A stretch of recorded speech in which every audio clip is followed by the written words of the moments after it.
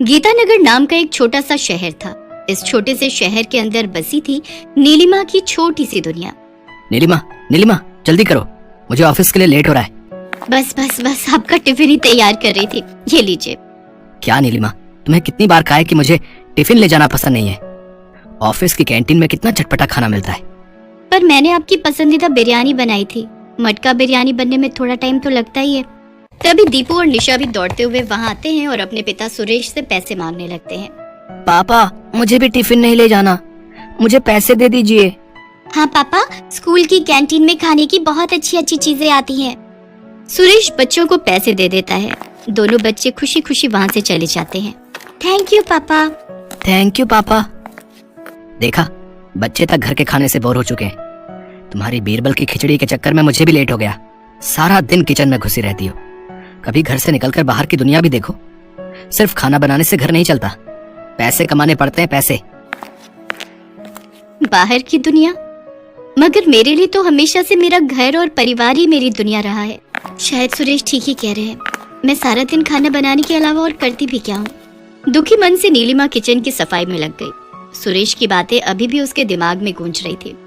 काश मेरे अंदर भी कोई टैलेंट होता तो मैं भी कहीं नौकरी करके घर के खर्चे में उनका हाथ बटा पाती। तभी दरवाजे की घंटी बजती है। इस वक्त कौन आ सकता है? नीलिमा अपने आंसू पोंछती हुई दरवाजा खोलती है। दरवाजा खोलते ही उसे सामने एक बुढ़िया दिखाई देती है। गरीब को दान दे बेटा, भगवान तेरा भला करेगा। मेरे पास ऐसा है ही क्या जो किसी को दे सकूं? आज तक कुछ कमाया ही कहाँ है मैंने। तू तो अन्नपूर्णा है मेरी बेटी, सबका पेट भरकर अपने लिए दुआएं कमाने वाली अन्नपूर्णा। किसी को मेरा बनाया खाना पसंद नहीं आता माई। मेरी सारी मेहनत बेकार ही चली जाती है। आज भी मेरे पति और बच्चे टिफिन लेकर नहीं गए। सारी बिरयानी जैसी की तैसी रखी है। मुझ बुढ़िया को भरपेट खाना ही खिला दे बेटी। माई, दाने दाने पर खाने वाले का नाम लिखा होता है। ये बिरयानी शायद आपके लिए ही बनी थी। ऐसा बोलकर नीलिमा किचन की तरफ चली जाती है। कुछ देर बाद वो अच्छी तरह से परोसी हुई गर्मा गर्म बिरयानी बुढ़िया के सामने लाकर रख देती है। ये लो माई, पेट भर कर खाओ। ये बिरयानी तो बड़ी ही स्वादिष्ट बनी है। तेरे हाथों में तो जादू है बेटी। लेकिन मेरे पति और बच्चों को तो मेरे हाथ के खाने की कद्र ही नहीं। नीलिमा को रोता देखकर बुढ़िया उसके सर पर प्यार से हाथ फेरने लगती है। तेरे हाथ के खाने की कदर एक दिन सारी दुनिया करेगी। तेरी बनाई बिरयानी का स्वाद लोगों की जुबान पर चढ़ जाएगा। इस तरह नीलिमा को आशीर्वाद देकर बुढ़िया वहाँ से चली जाती है और नीलिमा भी सब्जियां लाने बाजार की ओर निकल पड़ती है। बाजार में उसे पड़ोस में रहने वाली मीता और सुनीता मिलती हैं। अरे नीलिमा, भाई तुम्हारा तो जवाब नहीं। तुम्हारी बताई हुई रेसिपी से मेरी बेटी ने स्कूल की कुकिंग कंपटीशन जीत ली। अरे वाह मीता, ये तो बड़ी ही खुशी की बात है। सचमुच नीलिमा, तुम्हारे हाथों में तो जादू है, जादू। शुक्रिया शुक्रिया। मीता और सुनीता को धन्यवाद करके नीलिमा आगे बढ़ जाती है। तभी कागज का एक टुकड़ा हवा से उड़ता हुआ उसके चेहरे पर आ लगता है। अरे ये क्या? नीलिमा की नजर कागज में छपे हुए विज्ञापन पर पड़ती है। बेस्ट शेफ कॉन्टेस्ट की डिटेल्स पढ़कर नीलिमा को उसमें भाग लेने की उत्सुकता जाग उठती है। फ्री एंट्री, जीतने वाले को लाखों का इनाम। नीलिमा बेस्ट शेफ कॉन्टेस्ट में अपनी किस्मत आजमाने का फैसला कर लेती है। एक बार कोशिश करके देखने में क्या हर्ज है। घर पहुंचते ही वो कॉन्टेस्ट में हिस्सा लेने के लिए अपना रजिस्ट्रेशन कर देती है। नीलिमा सुबह सुबह बड़ी फुर्ती से घर के काम निपटाने में लगी है। उसका पति और दोनों बच्चे नाश्ता कर रहे हैं और फिर वो दिन आ ही गया जिसका नीलिमा को बेसब्री से इंतजार था। नीलिमा अपने पति और बच्चों को विदा करके कॉन्टेस्ट में जाने की तैयारी करने लगती है। पति और बच्चों के जाने के बाद नीलिमा भी कॉन्टेस्ट में जाने के लिए तैयार हो गई। हे भगवान, आज मेरा बनाया खाना कॉन्टेस्ट के जजेस को पसंद आ जाए बस। बेस्ट शेफ कॉन्टेस्ट में उसने अपनी खास मटका बिरयानी बनाकर सभी जजेस का दिल जीत लिया। वाह भाई, क्या स्वाद है, वाह। वाह।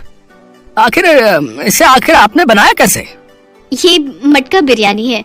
मटके में पकने से बिरयानी थोड़ी देर से जरूर बनती है, पर उसका स्वाद लाजवाब होता है और पोषण भी बना रहता है। वाह, क्या बात है।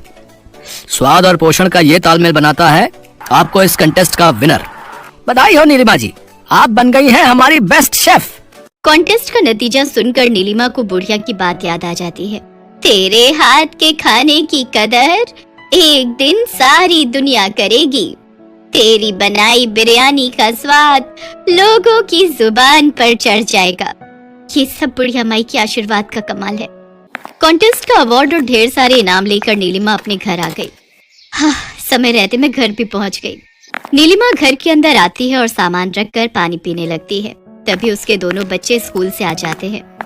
वाओ, इतने सारे गिफ्ट्स। ये सब किसके लिए है माँ? ये तो मुझे। नीलिमा की नजर अचानक दरवाजे पर खड़े सुरेश पर पड़ती है और वो अपनी बात कहते कहते अचानक रुक जाती है। सुरेश काफी थका हुआ और बेहाल दिख रहा था। अरे आप ये कैसी हालत बना रखी है? मेरे बॉस ने मुझे नौकरी से निकाल दिया, पता नहीं अब क्या होगा। सुरेश अंदर आकर सोफे पर पसर जाता है। तभी दीपू टीवी ऑन कर देता है।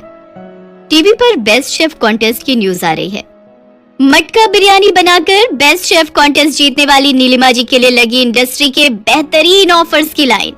सुरेश हैरानी से नीलिमा की तरफ देखता है। नीलिमा सकुचाती हुई उसे कॉन्टेस्ट के बारे में बताती है। वो फ्री एंट्री थी तो मैंने सोचा हिस्सा लेकर देखती हूँ और देखिए मैं जीत भी गई। मम्मी, ये सारे इनाम आपको मिले हैं? आप तो स्टार बन गई मम्मी। तभी नीलिमा के मोबाइल पर फोन आता है। हेलो, क्या क्या क्या सचमुच आप? जी हाँ, आपने बिल्कुल सही सुना। हमारी कंपनी आपके रेस्टोरेंट को स्पॉन्सर करना चाहती है, जहाँ की खास डिश होगी मटका बिरयानी।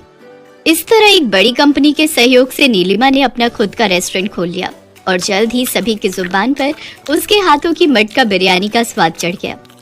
फिर तो सुरेश को भी नौकरी की चिंता नहीं रही। वो भी रेस्टोरेंट के काम में नीलिमा का सहयोग करने लगा। वहाँ हर समय ग्राहकों की लाइन जो लगी रहती थी। मैडम, एक प्लेट मटका बिरयानी और देना। वाह, मजा आ गया। हमें भी मटका बिरयानी ही चाहिए। माफ कर दो नीलिमा, मैंने तुम्हारे टैलेंट की कदर नहीं की। बीती बातें भुला दीजिए। हम सबको हंसी खुशी जीवन में आगे जो बढ़ना है। बिल्कुल, तुम्हारे खाना बनाने के हुनर से हमारी जिंदगी की गाड़ी जो चल निकली है। सुरेश को अपनी भूल का एहसास होने के साथ ही अब नीलिमा के घर का माहौल भी काफी खुशनुमा हो गया था। इस कहानी से हमें ये शिक्षा मिलती है कि कोई भी काम छोटा नहीं होता और सच्ची लगन एक न एक दिन रंग जरूर लाती है।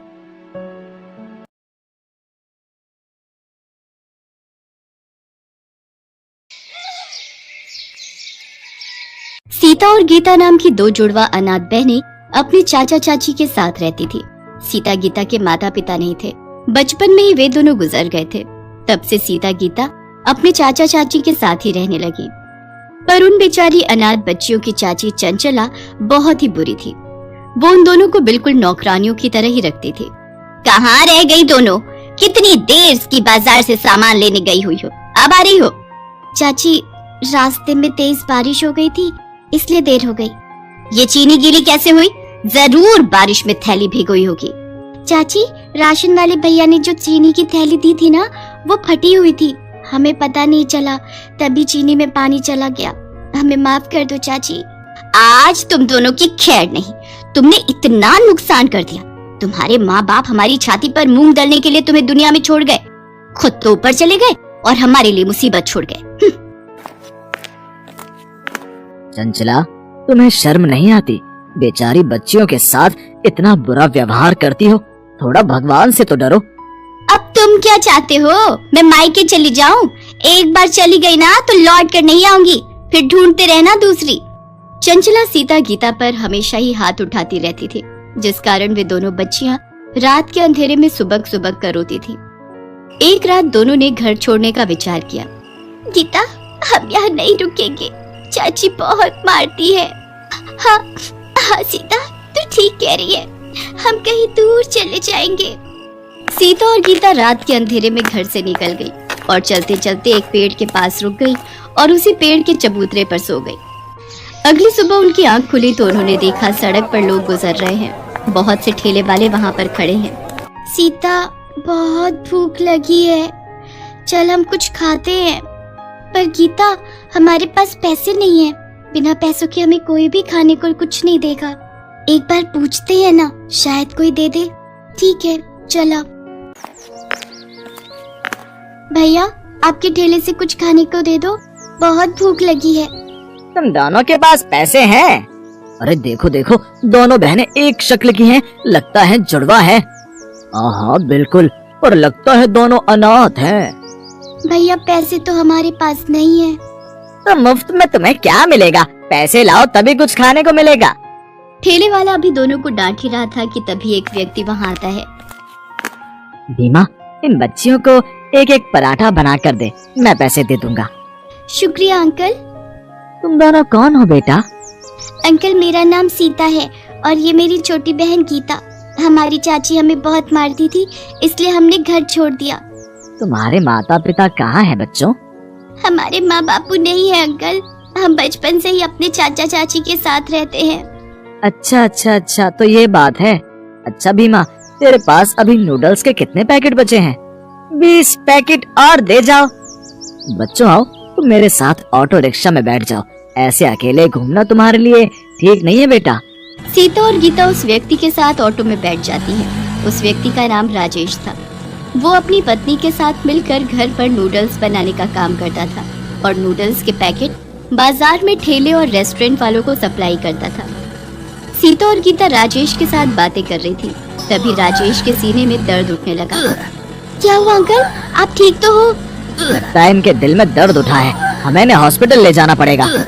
तो चलो अंकल, जल्दी से इन अंकल को हॉस्पिटल ले चलो। सीता गीता ऑटो वाले के साथ राजेश को हॉस्पिटल लेकर जाती हैं। ऑटो वाला राजेश को जानता था। वो राजेश की पत्नी को फोन करता है। वो भी तुरंत हॉस्पिटल पहुंचती है। कुछ घंटों के बाद राजेश को होश आता है। राजेश को डॉक्टर हार्ट में दिक्कत बताते हैं। राजेश सीता और गीता को पत्नी से मिलवाता है। अब कैसा लग रहा है जी? मैं ठीक हूँ संध्या, चिंता मत करो। ये सब तो जीवन में चलता ही रहता है। बाकी इन बच्चियों से मिलो, ये सीता गीता है। इधर आओ बेटा। ये दोनों बच्चियां तो देखने में बिल्कुल एक सी शक्ल की हैं। तुम दोनों जुड़वा हो? जी आंटी, मेरा नाम सीता है और ये गीता। अगले दिन डॉक्टर राजेश को छुट्टी दे देते हैं, पर पूरा आराम करने के लिए कहते हैं। राजेश को अपने काम की चिंता थी। वो परेशान था कि काम कैसे होगा। संध्या, माल बनाना, ले जाना, सब दुकानों पर डिलीवरी करना, ये सारे काम कैसे होंगे? सुनो, आपकी तबीयत पहले जरूरी है। पहले ठीक हो जाओ, तब तक हम जैसे तैसे गुजारा कर ही लेंगे। अंकल, आप चिंता मत करो, हम आंटी के साथ हैं। हम आपके काम को रुकने नहीं देंगे। सीता बिल्कुल ठीक कह रही है। अंकल, आप आराम करो, हम आंटी के साथ आपके नूडल्स के ऑर्डर को पूरा करेंगे। और फिर ऐसा ही हुआ। संध्या नूडल्स बनाती और संध्या सीता और गीता के साथ दुकानों और ठेलों पर नूडल्स के ऑर्डर डिलीवर करने के लिए जाने लगी।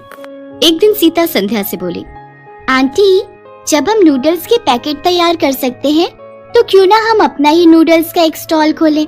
इससे कमाई ज्यादा होगी और हमारे खुद के बनाए हुए तरह तरह के नूडल्स बेचकर अच्छी कमाई कर सकते हैं हम।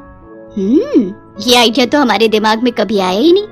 क्या तो तुम ठीक रही हो राजेश, मैं सोच रही हूँ सीता और गीता ठीक कह रही हैं। हम खुद के नूडल्स का स्टॉल खोलते हैं ना, शायद हमारी कमाई अच्छी हो जाए। ठीक है संध्या, पर बहुत मेहनत लगेगी। तुम्हें सुबह उठकर सारी तैयारी करनी पड़ेगी।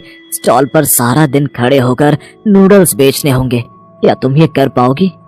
मुझे बस आपका साथ चाहिए, और फिर मेरे साथ सीता और गीता जैसी इतनी प्यारी प्यारी बच्चियां भी तो हैं। और फिर संध्या ने सीता और गीता के साथ मिलकर अपने ही बनाए नूडल्स को तैयार करके बेचने के लिए एक स्टॉल किराए पर ले लिया। सीता और गीता जुड़वा बहनें थीं। लोग जब उन दोनों को स्टॉल पर संध्या के साथ नूडल्स बनाते देखते तो आश्चर्यचकित होते और वो स्पेशली उनके स्टॉल पर नूडल्स खाने जरूर आते। धीरे धीरे ग्राहक उनके स्टॉल पर बढ़ने लगे और संध्या के नूडल्स स्टॉल की अच्छी कमाई होने लगी। संध्या, सीता और गीता दोनों बच्चियां मेरे लिए बहुत भाग्यशाली बनकर आई हैं। सचमुच तुम दोनों बच्चियां मेरे लिए बहुत लकी हो। राजेश की तबीयत में सुधार आ जाता है। अब वो नूडल्स के पैकेट की सप्लाई के साथ साथ अपने स्टॉल पर भी नूडल्स बनाने में संध्या और सीता गीता की मदद करने लगा और वो सफलता को छूने लगा। एक दिन सीता गीता के चाचा ने उन्हें नूडल्स स्टॉल पर देख लिया। सीता, गीता, मैंने तुम दोनों को बहुत ढूंढा। मेरी बच्चियों, तुम घर छोड़कर क्यों चली गई?